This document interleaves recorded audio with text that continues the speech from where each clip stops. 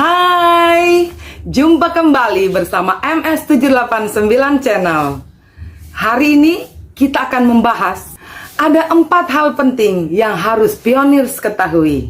Dan tentunya harus dipahami bahwasanya terbukti Picoin bukanlah abal-abal.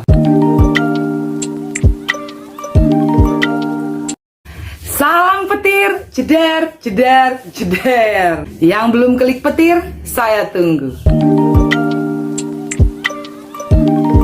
Inilah mengapa Pi Network tidak bisa dibilang koin abal-abal.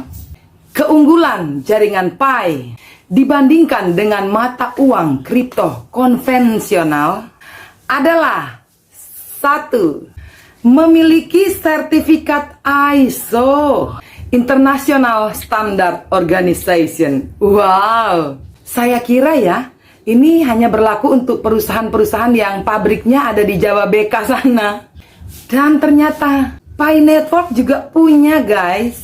Yang kedua, memasuki sistem FATF, Financial Action Task Force, kerjasama untuk pemerintah dalam mencegah terorisme. Wow. Yang ketiga, AML, Anti Money Laundering. Ya, bisa kita bilang bukan money laundry lah. Yang keempat, Pi Network dapat dimiliki oleh siapa saja, tentunya dengan mengikuti syarat ketentuan berlakunya. So, dengan keempat hal yang dimiliki oleh Pi Network ini, maka wajar saja jika Pi adalah kripto dan terdaftar di exchange sejak tahun 2019 saat mulai diperkenalkan kepada khalayak ramai. Bagi para pioneers yang sudah tergabung, jangan pernah sia-siakan kesempatan ini karena Pi Network akan menjadi dan akan mewujudkan semua impian-impian pioneers di masa yang akan datang.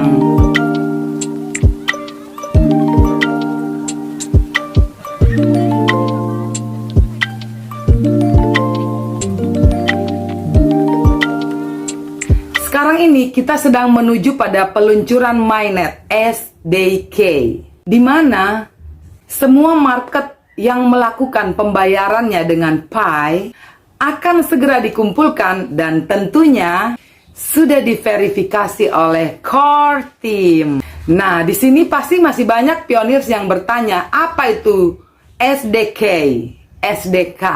Dan untuk diketahui bahwa SDK itu apa, di sini ada yang memberikan pencerahan buat semua pionir supaya dapat memahaminya. Nah, saya bacakan ya. Mungkin yang mau tulis supaya pionir tambah pinter. SDK adalah singkatan dari Software Development Kit.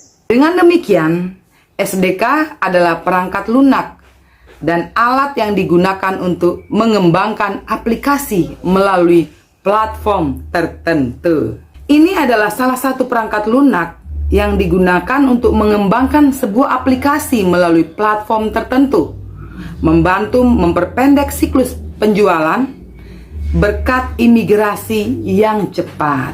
Ini ya guys, saya baca. Jadi, alat apa yang saat ini disediakan SDK untuk pengguna? SDK menyediakan dokumentasi pustaka, tempat utilitas, kode, sampel, dokumen atau dokumentasi tambahan dan lain-lain, tentunya bagi para pengembang untuk berintegrasi di aplikasi atau software.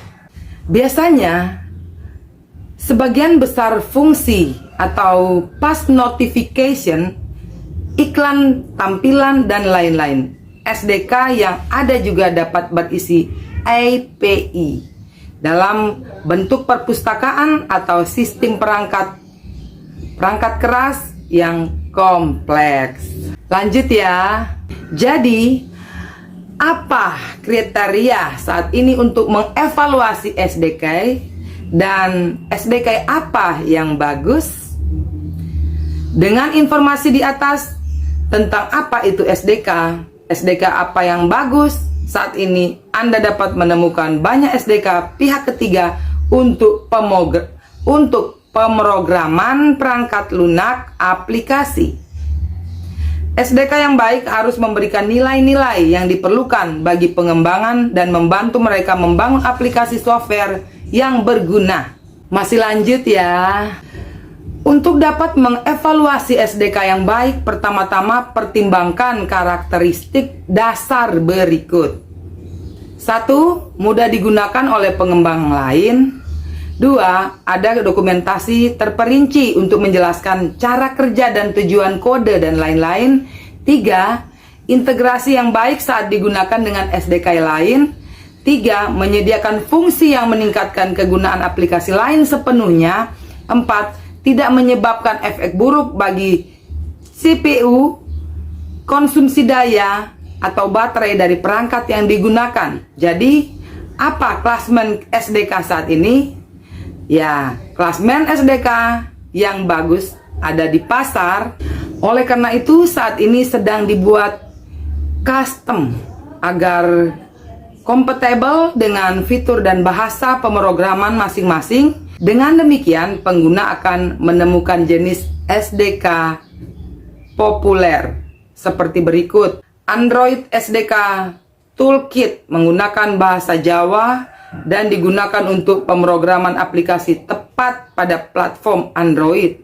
Windows SDK Toolkit. Saat ini Windows diperlukan memiliki net kerangka SDK untuk menemani net untuk pemrograman perangkat lunak khusus. Yang nggak paham pusing-pusing deh ya. Next. Nordic SDK Toolkit digunakan untuk mendukung pembuatan produk NIC label atau Bluetooth.